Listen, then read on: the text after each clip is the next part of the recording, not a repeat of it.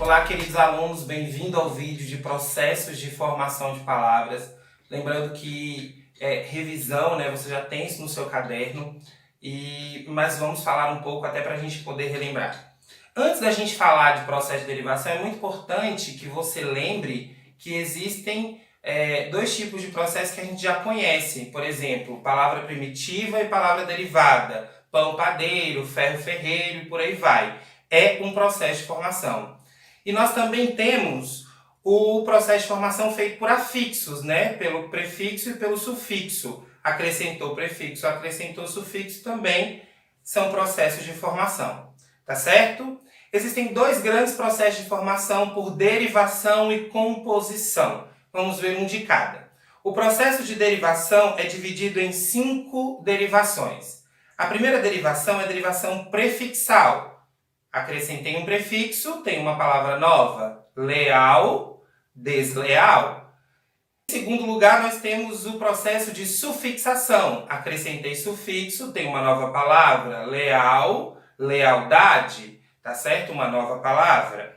O terceiro processo é parassintética. A parassintética é quando você acrescenta radical e sufixo e você não pode retirá-los porque a palavra deixa de ter sentido. Por exemplo, entardecer. Você acrescentou o em, que é prefixo, acrescentou o ser, que é sufixo, ficou entardecer, mas se você tirar um, não serve. Por exemplo, tardecer ou entarde, né? Você precisa dos dois para que a palavra aconteça. Tudo certo?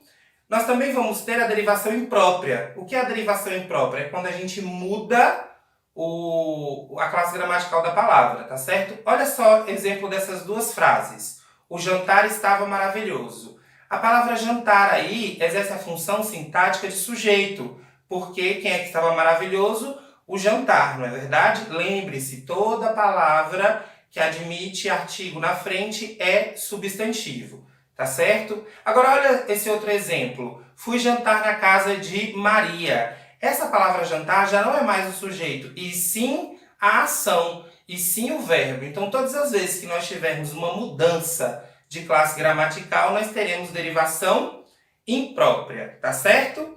E nós vamos ter a derivação regressiva, que como o próprio nome já diz, é retroceder, voltar, retirar. Exemplo, cantar, canto. Debater, debate, né? Retiro a letra R, tenho uma nova palavra. Tudo certo? Tudo bem até aqui? Esses foram os processos de derivação e agora nós vamos ver os de composição, que são dois: justaposição ou aglutinação. Justaposição, quando eu junto duas palavras e nenhuma delas perde nada. Exemplo, guarda-chuva. A palavra guarda se juntou à palavra chuva para formar uma nova palavra que significa um objeto. Ninguém perde nada, tanto o guarda quanto o chuva continuam da mesma forma. E nós vamos ter a aglutinação, que é exatamente o contrário. É quando eu junto duas palavras, mas uma delas perde alguma coisa. Como, por exemplo, a palavra plano e a palavra alto. Juntei os dois, fica planalto, mas a letra O foi cortada, tá certo? Isso é aglutinação, de aglutinar, de juntar. Tudo bem?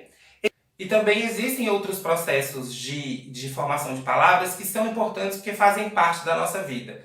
Como, por exemplo, o neologismo. O que é o neologismo? É a criação de novas palavras.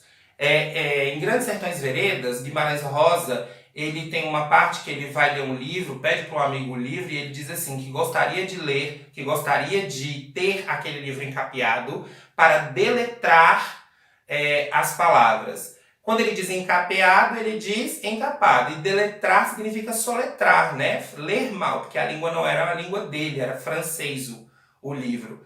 Então, o que a gente percebe? Que ele inventou novas palavras, isso é neologismo. E também nós temos o hibridismo, que é a junção de duas palavras de línguas diferentes. Duas ou mais, na verdade. Olha só o exemplo de bicicleta.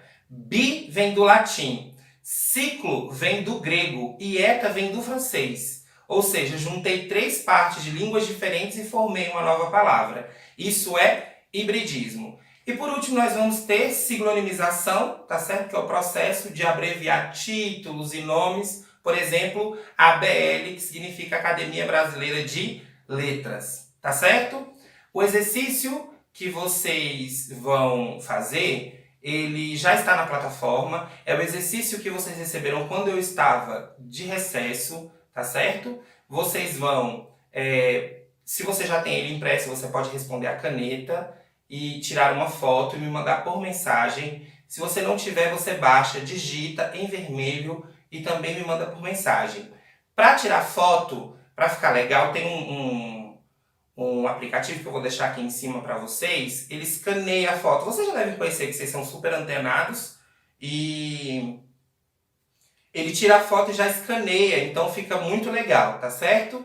Esse exercício vocês vão ter uma semana para responder, levando em consideração que esse vídeo está postado no dia 1º de abril, vocês vão ter uma semana porque vocês já receberam.